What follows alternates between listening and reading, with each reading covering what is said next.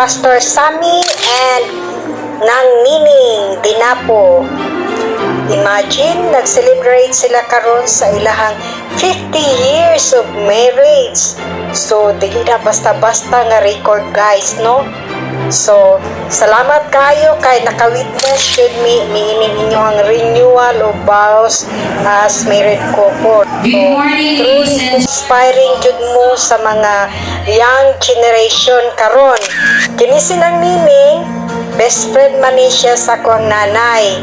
Sa una, nagkauban mi ani sa Department of Agriculture pa. Then, assign po rin siya diri sa Sulok. Then, na-transfer siya dito sa Padada o siya ang nahimong mao dito, Municipal Agriculture Officer.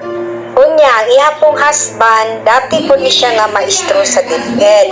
Na-assign po ni Sulok. Then, karon kay nag-retire naman, nabalik gyapon sila Sulok kay naaman sila gidala dito nga simbahan sa Southern Baptist na sa Barangay Luparan.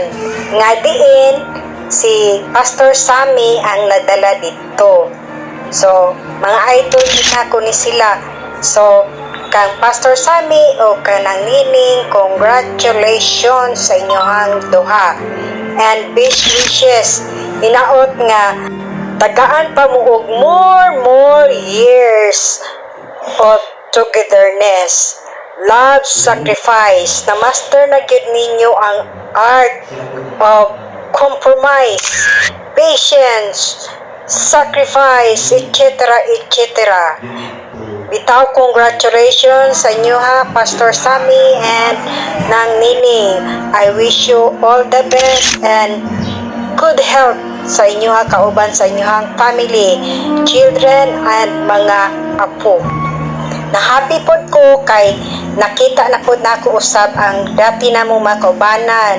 Sila si Ma'am Bing, si Bibig, si Eden. So nakita-kita mi dito. O ang ako usab nga mga friends dito sa Tagulilong, sila si Shirley Dayon. Thank you for watching!